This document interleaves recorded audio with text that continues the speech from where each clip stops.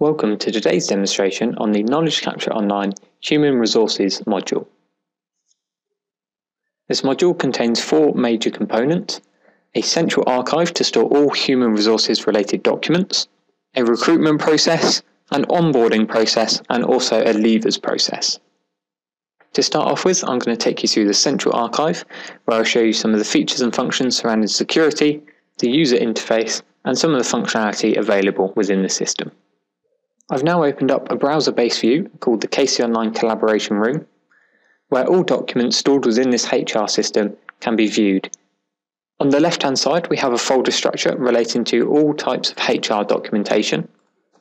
As we can see, we can also have folders within folders that contain specific document types, such as P45, driving licenses, or W2 forms. Within these folders, you can also have multiple documents that relate to multiple employees. The example here is that all driving licenses related to this organisation are stored within the driving licence folder structure. However, security settings are defined on a per document, per user basis. Currently, I'm logged in as a management view, so I can see all the people within my team that I currently look after as a management's perspective. However, if I was to log into any of these users, we would see only the specific documentation related to this particular user. By right-clicking on this document and clicking on Properties, we can see where the security settings are defined. We can input various index data relating to the HR system, and within the Security tab, we also have four different access levels. We have an owner, where they get to see all data within the system if they are an owner of that document, an author, a reader, where they only get read-only access, where they can't check out or download a document, they can make no editing changes, or no access, which will be the majority of users within the system that are not Elvis Presley. Users can also be defined by groups, therefore you may have an employee group that has no access to all documents apart from their own particular information. I've now logged out of the management view and logged in as Elvis Presley. And as we can see on the left-hand side, my folder structure is slightly different. I now have access to a smaller number of folders. Within the employee documentation, if I now click on the driving license folder, we can see that I only have access to the one document, so the one document that's specific to me. Each user within the system will have no idea that other users, other employees will have their documents stored within the same folder structure. They will only ever see the documents they are permitted to. This can be used on a management level as well, where a manager will only ever see the documents for them personally and also the team that they're managing. And even within this system, you can also have different departments, such as the finance department, having access to only the payroll information. Now that I've taken you over the central archive, I'll take you through the recruitment process in order for an organisation to find the right candidate for a job. Out the box, we have a basic recruitment process that enables a company to approve a decision to recruit, advertise and search for applicants, store all resumes or applications within a central system, and then put the candidates through the interview process. So whether this be interviews, aptitude tests, and then finally we also have the ability to reject candidates or start the onboarding process for successful candidates. This recruitment process takes place in our Advanced Case Manager module.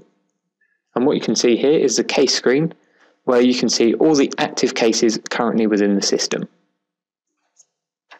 On the left-hand side, we have a little padlock here on this certain case that suggests that this case is now in read-only mode and is being utilised by a different agent within the system.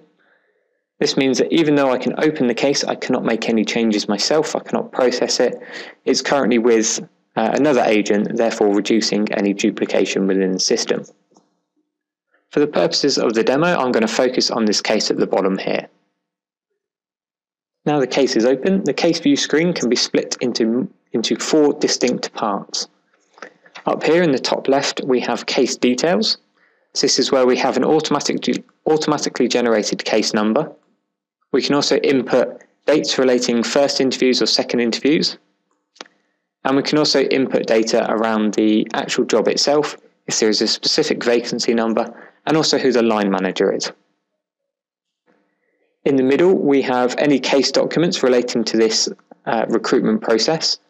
So we can see here we've got a position description documentation, which will be used within the approval process to justify the role being recruited for. At the bottom, we also have case notes, and these can be free text forms or checklist type information that enable agents to input data into a case as and when they need to. On the right hand side, we also have the document viewer, and within this viewer we can add things such as annotations, notes or highlighting, which will stay with this document and stay with this case throughout its entire life cycle. The key driver for this HR process is something called a checklist. Now, a checklist is a defined business process that enables an organisation or an agent to process a case through to resolution using a specific workflow. In this example, I've already loaded up the recruitment workflow. And in this case, it's asked us to complete a few tasks already, including producing a justification document and the position description documentation as well. The next stage in this workflow is to submit this case for approval by clicking the Submit and the Update button. This then routes this case all the way through to management level, and as you can see, the case has now disappeared from my particular work queue. If I now change my work queue to the approval process rather than just recruitment and click on Search, it brings back the one case, which then automatically opens for myself. As a manager, I now have the option at the top here on this bar to either approve, reject, or edit the case myself. For the purposes of the demo, I'm going to approve this case. And automatically again, the case is removed from the approval queue and sent back to the recruitment queue. By searching back in the recruitment work queue, we can see the case has now appeared at the bottom. And as an agent, I can come in and continue to process this checklist all the way through to resolution. Now it's been approved, I can start the selection process and I can start to advertise this job role and look for applicants.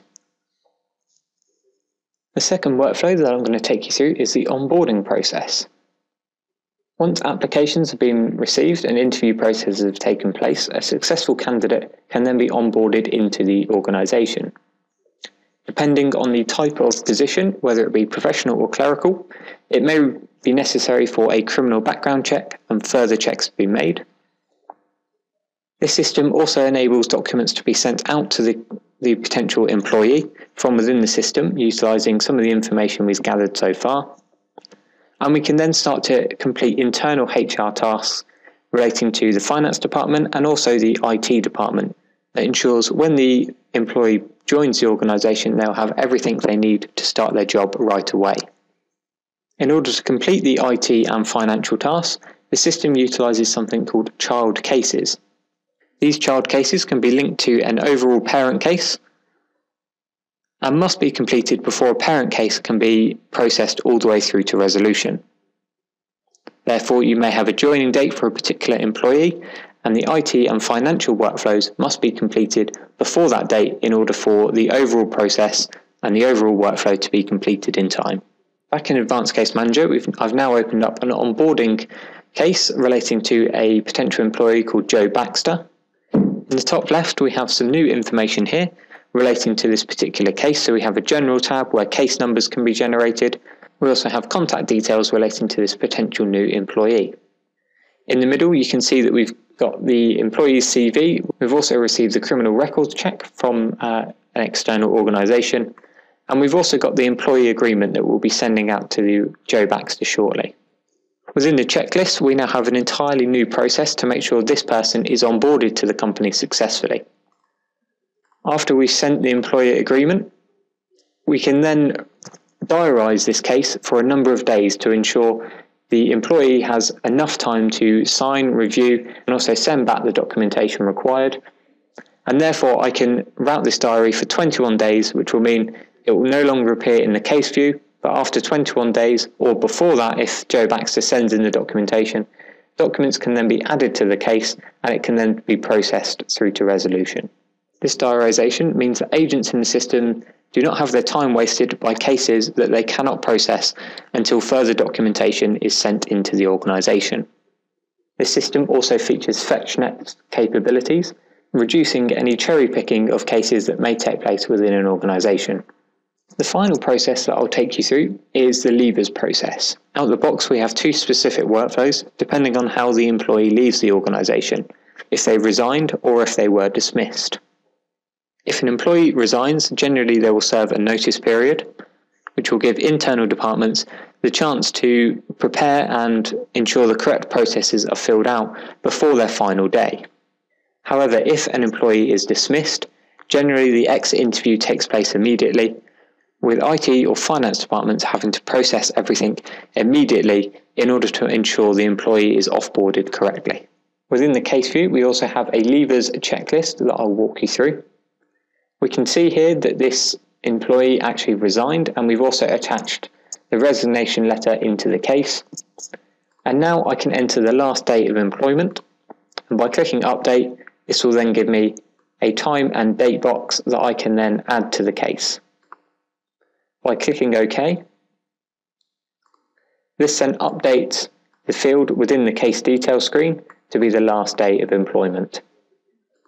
By following through the rest of the checklist, I can then confirm the acceptance of the resignation. Once I've arranged what benefits need to be removed, I can also look to create child cases for the IT processes and also the financial processes that need to be taken into consideration. By clicking on Create the Child Case, I can select what work queue it belongs to, what case category, and also what checklist this case should be associated with. I can also select case documents that should be moved across to the child case and also enter any notes. So in this case, I've put Joe is leaving and we need to obtain the work phone and laptop he's been issued with. Now this case has been created, we can see that it's a child case. We understand where the parent case is within the system. And we also have a new checklist associated with this case. So this is to ensure that the hardware register is up to date, making sure we understand exactly what needs to be recovered from Joe when he's actually leaving. After returning to the parent case, we can now see that the IT processes have taken place, and also non-IT assets have also been returned. Once I've selected the exit interview has been completed and that the employee has been successfully offboarded, I can then close this case. It will automatically close this case down and archive it within the system for reporting purposes.